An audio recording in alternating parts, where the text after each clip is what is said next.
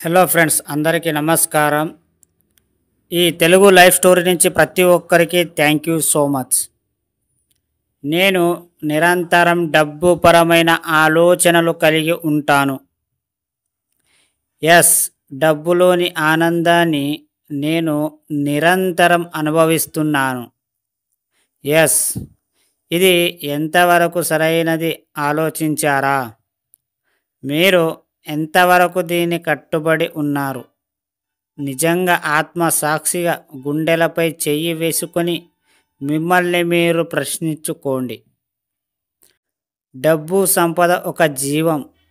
మీ జీవితంలో ఇవి రెండు ఒక భాగం అయినప్పుడే పైకి వాక్యాలు మీరు చెప్పేది వర్తిస్తుంది. మీరు ఏం చేస్తున్న మీ అంతరంగంలోని ఒక తుమ్మెద జుంకారంలా నిరంతరం వీటికి సంబంధించి ఆలోచనలు కొనసాగినప్పుడే అది సాధ్యం అవుతుంది.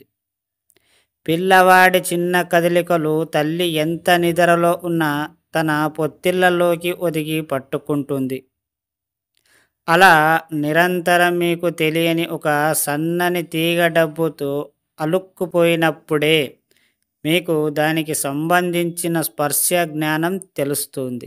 యాస్, మీకు తెలియకుండానే ప్రతిక్షణం మీ భార్య డబ్బు సంపాదతో అల్లుకుపోయినప్పుడే మీరు పై వాక్యాలకు బద్దులై ఉన్నారని తెలుస్తుంది. నిరంతరంగా సంపాదపరమైన ఆలోచనలే మీ యొక్క జీవితానికి అద్భుతమైన పెట్టుబడి అనే విషయాన్ని మరవకండి. మీరు ఏదైతే ఆలోచిస్తారో అదే మీ మైండ్లో ఉంటుంది.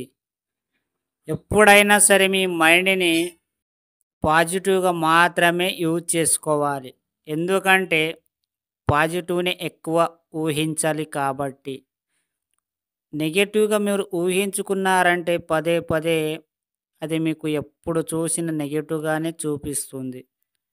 మీరు మీకు ఏదైనా నెగటివ్గా థింకులు వస్తుంటే, ఆలోచనలు వస్తుంటే డబ్బు, సంపద, ఐశ్వర్య అనే ఎప్పుడు మీ మనసులో కోరుకోవాలి. అది నెగటివ్ ఉన్న పాజిటివ్గా మారిపోతుంది. ఒకవేళ మైండ్ నుంచి డిలీట్ కూడా అయిపోతుంది. మీకు ఎప్పుడైతే నెగటివ్గా అనిపిస్తుందో అప్పుడు ఒక 10 సార్లు మీరు డబ్బు, సంపద, ఐశ్వర్య అని మీరు అనుకుంటా పోండి. నెగటివ్ అన్నీ తొలగిపోతాయి. అర్థమైందా ఫ్రెండ్స్? ఈ స్టోరీ విన్న ప్రతి ఒక్కరికి మనస్ఫూర్తిగా థ్యాంక్ యూ సో మచ్. అలాగే విశ్వానికి చాలా చాలా కృతజ్ఞతలు.